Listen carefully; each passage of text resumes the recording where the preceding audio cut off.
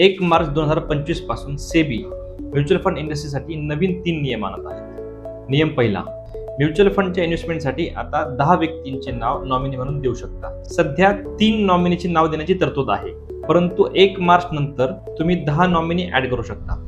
Nominee add करण्यासाठी तुम्हाला त्याचे Aadhaar card, PAN card, passport, mobile number आणि तुमचे त्यांचे रिलेशन याबद्दलची माहिती तुम्हाला द्यावी लागेल। त्याचबरोबर तुम्हाला नॉमिनीला किती टक्के शेअर द्यायचा हे देखील डिक्लेअर करावं लागेल। तसे सांगितले नाही तर सर्व नॉमिनीमध्ये इक्वल शेअर दिला जाईल। नियम दुसरा, सिंपल असेट ट्रान्सफर प्रोसेस।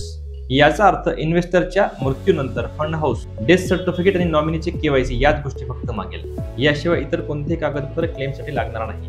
नियम 3, इनकॅपॅसिटेड गुंतवणूकदारासाठी विशेष तरतूद। जर गुंतवणूकदार त्याचा पोर्टफोलिओ सांभाळण्यासाठी सक्षम नाही तर तो कोणत्याही एका नॉमिनीला त्याचा पोर्टफोलिओ मॅनेज करण्यासाठी देऊ शकतो। ट्रान्सपरन्सीसाठी त्या व्यक्तीला फंड हाऊसमध्ये त्याचे थंब प्रिंट, केवायसी अपडेट आणि व्हेरीफाय करावं लागेल।